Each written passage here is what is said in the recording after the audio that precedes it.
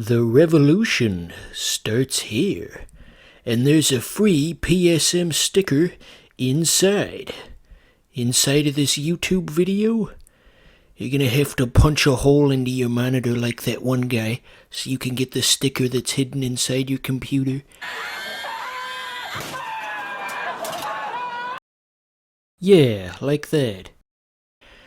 So there's the Final Fantasy cast.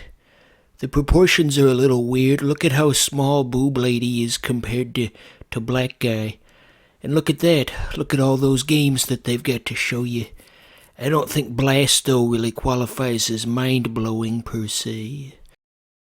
And they went all in on Final Fantasy VII. Here we've got a full-page spread. Good God, just look at that. And on a less exciting note, they also included an ad for Jersey Devil, the mascot platformer that never quite hit it big, as was common at the time. I think they only made the one game, no sequels. And these advertisements get a little less exciting with each new one.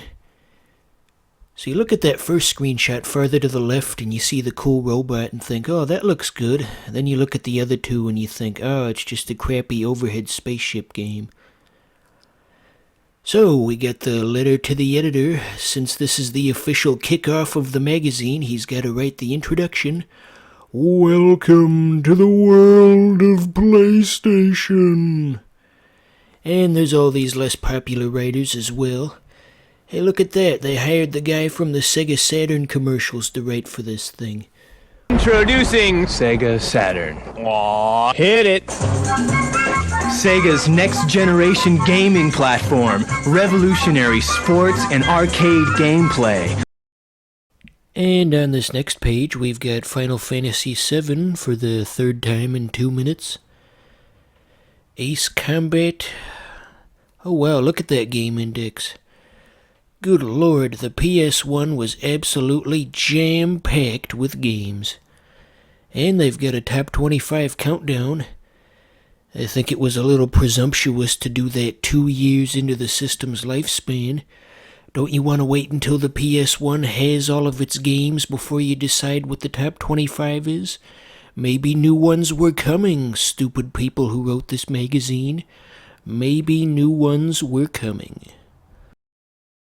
And also, apparently, this was an E3 issue.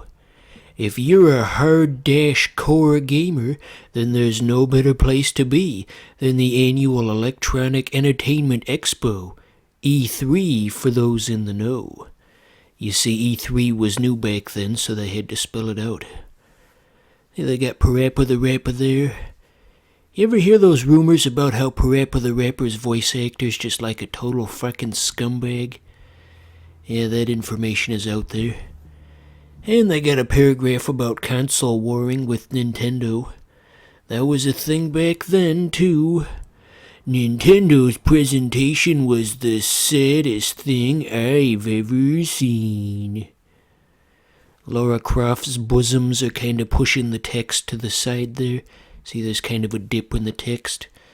And also, there's a wheel you can buy. If you want to put a wheel on your PlayStation, well, you've come to the right place. Now this segment is interesting because here they tried to predict what the top games of the PS1 life cycle were going to be. And usually when you look at these, media from 20 years ago and people try to make predictions about the future, it's mostly accurate, but there's one or two things that's just completely way off. But in this case, it's not like that at all. They just completely nailed it. They thought these were going to be the six most popular PS1 games, and looking back on this now, we know that they were. They just hit the nail on the head. On that paragraph off to the side there's some information about how Acclaim was in financial jeopardy.